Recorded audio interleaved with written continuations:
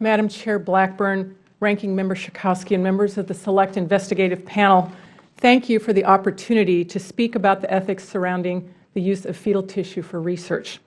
My argument, which is expanded in my written testimony, is threefold. First, respect the fetus. The fetus is a human being who is entitled to the protections of modern guidelines for medical research. The foundational principles of respect for persons should apply to unborn children without distinction. Second, you cannot take a life and then give away the body.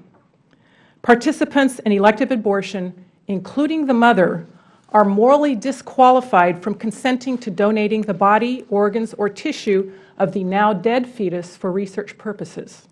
And third, there are better, more ethical options. First, at the core of our concern is the fundamentally important question: who or what is the fetus? The biological facts are clear.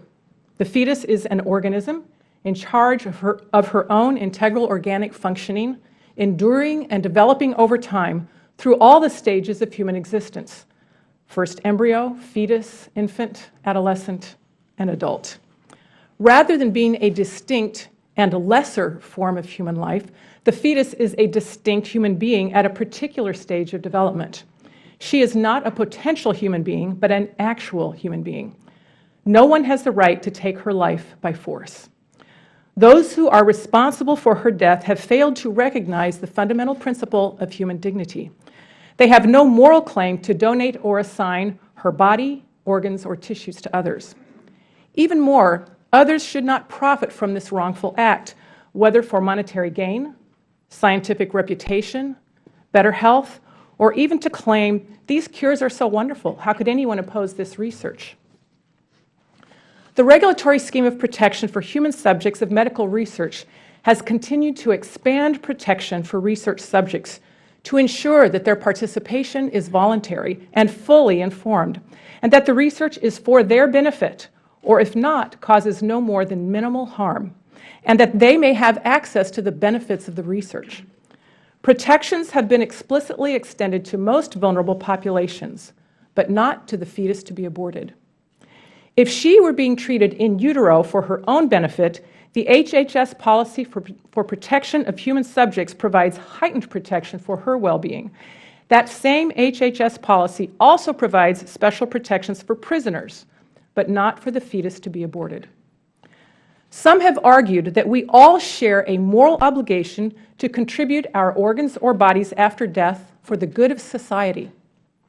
Others claim the principle of proximity, the view that we would want to help those most like us. In her analysis of fetal tissue transplantation, Kathleen Nolan elaborates on a problem with this view, and I quote, "In the setting of elective abortion, a cruel irony thus emerges. Fetuses that have been excluded from membership in the human community by a societally sanctioned maternal decision to abort now have obligations to that same community because of membership in it." End quote. We reject this cruel irony.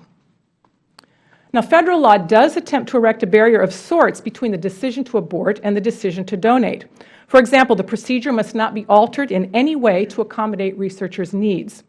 And elements of informed consent for tissue donations should include telling the donor's family if the tissue will be used outside the U.S., whether it will be modified into a commercial product, the distinction between the for-profit and nonprofit entities involved, and that she be given a copy of the form she signed. Is the woman contemplating donation made aware of the specific body parts that will be harvested? The request may be for the unborn child's eyes, his brain, his kidneys that might be transplanted into a rat, his thymus or pancreas, but the greatest demand might be for his liver. Women might find this factual information relevant to their decision. So how is effective informed consent accomplished in a setting where there is no established institutional oversight to ensure compliance with this regulation, as the vast majority of abortions take place in clinics that are outside the ordinary system of healthcare and the accreditation requirements that exist in hospitals and ambulatory surgical centers? Further, abortion clinic owners vigorously resist health standards that are imposed on all other ambulatory surgical centers. The history of the use of human bodies and parts in medical education and research reveals a disturbing pattern of first seeking access from the most disadvantaged in society. One national commission noted that there have been, quote, instances of abuse in the area of fetal research, and that the poor and minority groups may bear an inequitable burden as research subjects, close quote. It would be enlightening to know whether that abuse continues, and the demographic profiles of women who are solicited to donate.